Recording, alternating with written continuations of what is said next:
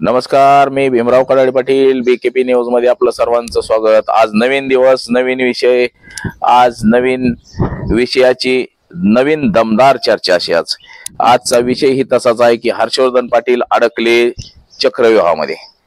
आज याच विषयावरती आज आपली चर्चा होणार आहे। तर हर्षवर्धन पाटील चक्रव्यूहामध्ये कसे अडकले आणि चक्रव्यूहातून बाहेर कसे पडणार याच विषयावरती आज आपण सुरुवात करणार आहोत। तर बघू, हर्षवर्धन पाटील हे आमदारकी लढवण्यासाठी इच्छुक आहेत।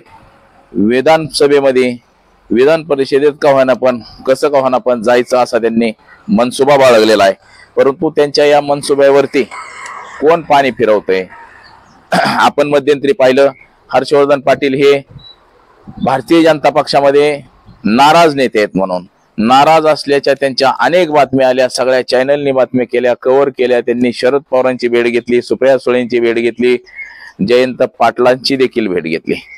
परंतु या भेटीमध्ये ते तुतारी हाती घेणार असाच प्रचार झाला। परंतु त्या काळात देवेंद्र फडणवीस यांच्या सांगण्यावरून गिरीश महाजन यांनी हर्षवर्धन पाटील यांना बोलावणं धाडलं आणि त्यांना सांगितलं की भाऊ तुम्ही या। आणि त्यांच्या बोलावण्याला साथ देऊन हर्षवर्धन पाटील हे गिरीश महाजन यांच्या गणपतीचं दर्शन घेण्यासाठी गेले आणि बाहेर आल्यानंतर त्यांनी सांगितलं की मी भारतीय जनता पक्षाचाच आहे। म्हणजे त्यांचं जे बंड होतं ते कशा प्रकारे थंड केलं। तर हर्षवर्धन पाटील यांना ज्या राज्यपाल नियुक्त 12 आमदाराच्या जागा आहेत या जागेवरती विधान परिषदेवरती पाठवू असं भारतीय जनता पक्षाने जरी शब्द दिला असला तरी त्याच्याबरोबरच त्यांना असंही सांगितलं गेलेलं आहे की लोकसभेमध्ये इंदापूर तालुक्यातून मतदान हे अत्यंत कमी असं सुनीत्रा पवार यांना झालं आणि त्यामुळे सुनीत्रा पवार यांना सुप्रिया सुळे यांना इंदापूर तालुक्यातून 30,000ची आघाडी मिळाली होती। आणि सध्या भारतीय जनता पक्षाचे नेते अमित शहा, नरेंद्र मोदी आणि त्यांचे राष्ट्रीय अध्यक्ष नड्डाजी आणि महाराष्ट्राचे प्रदेश अध्यक्ष चंद्रशेखर बावनकुळे, त्याचबरोबर महाराष्ट्राचं ज्याच्या हाती नेतृत्व आहे ते देवेंद्र फडणवीस आणि संकटमोचक गिरीश महाजन यांनी जी लोकसभेत चुका झाल्या या चुका विधानसभेत होऊ नये याच्यासाठी कंबर कसलेली आहे। आणि मग याच्यासाठी जे करता येईल ते करायचं असं म्हणूनच त्यांनी हर्षवर्धन पाटलांचं बंड मोडून काढलं आणि हर्षवर्धन पाटलांना सांगितलं की तुम्हाला विधान परिषदेवरती घेऊ। हर्षवर्धन पाटील यांना जर भारतीय जनता पक्ष सोडायचा म्हटलं तर प्रथमतः राष्ट्रीय सहकार साखर कारखान्याचं अध्यक्षपदाचा राजीनामा द्यावा लागेल आणि त्यानंतर त्यांच्या कारखान्याला जे 325 कोटी रुपये कर्ज दिलेलं आहे हे कर्जासाठी तगादा लागेल आणि ईडी मागे लागेल। ह्याच्यामुळे देखील हर्षवर्धन पाटील यांनी तुतारीतला पक्षप्रवेश टाळला। आणि त्याहून दुसरी गोष्ट की त्यांना जो शब्द दिला तो असा शब्द दिलेला आहे की तुम्हाला विधान परिषदेवरती घेऊ, परंतु महायुतीने जो उमेदवार ठरवला आहे म्हणजे तो कोणी असेल, आता सध्या महाराष्ट्रामध्ये जेवढे पण सटिंग आमदार आहेत ते शिंदे गटाचे असो की भारतीय जनता पक्षाचे असो की अजित पवार गटाचे असो, म्हणजे हे महायुतीचे जे सध्याचे आमदार आहेत तर या आमदारांना सध्या त्या तालुक्याची उमेदवारी मिळू शकते।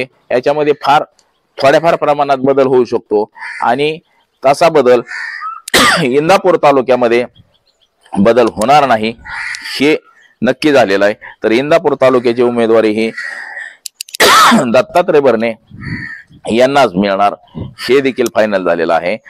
मग हर्षवर्धन पाटील यांना असं सांगितलं की तुम्ही अगोदर महायुतीचा जो इंदापूर तालुका विधानसभेचा उमेदवार आहे याचा अगोदर प्रचार करा। जो पण कोणी उमेदवार असेल तो निवडून आणण्याची जबाबदारी तुमची आणि तो उमेदवार जर निवडून आला म्हणजे दत्ता मामा भरणे यांना उमेदवारी दिली आणि दत्ता भरणे हे जर विधानसभेला निवडून आले तरच हर्षवर्धन पाटील यांना आमदार केलं जाईल। आणि जर दत्ता भरणे यांचा जर पराभव झाला तर मात्र हर्षवर्धन पाटील यांना आमदार केलं जाऊ शकत नाही। दत्तामामा भरणे यांचा पराभव झाला तर हर्षवर्धन पाटील यांना आमदार केलं जाणार नाही। तर याच परिस्थितीमध्ये हर्षवर्धन पाटील हे कोंडीत अडकल्यासारखी परिस्थिती निर्माण झालेली आहे। धरलं तर चावतंय, सोडलं तर पळतंय, अशी गती हर्षवर्धन पाटील यांची झालेली आहे। म्हणजे हर्षवर्धन पाटील हे चक्रव्यूहामध्ये अडकत अडकत चाललेले आहेत। परंतु याच्यातून हर्षवर्धन पाटील कसं बाहेर निघतात हे देखील आपल्याला येणाऱ्या काही काळात बघावं लागेल। हर्षवर्धन पाटील यांना मानणारा इंदापूर तालुक्यामध्ये जवळपास 80-90 हजाराचा वर्ग आहे।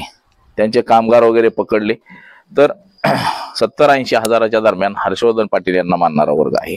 आणि हा वर्ग जर भारतीय जनता पक्षाने सांगितलं की दत्ता भरणे यांचं काम करा, तर हर्षवर्धन पाटील यांना मानणारा वर्ग दत्तामामा भरणे यांना मतदान देईल का, हे देखील महत्वाचं आहे।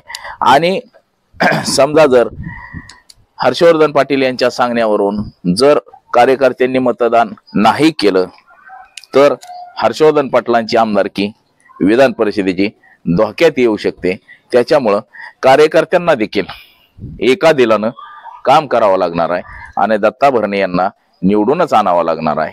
जर भरणे पडले तर आमदारकी देखील गेली, अशी परिस्थिती हर्षवर्धन पाटलांची होईल। म्हणजे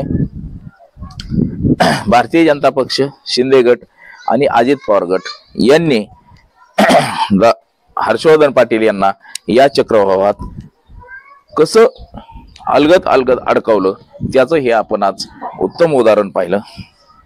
आजच्या व्हिडिओमध्ये एवढंच। कॅमेरामॅन अनिकेत समे, भीमराव कडाळे पाटील,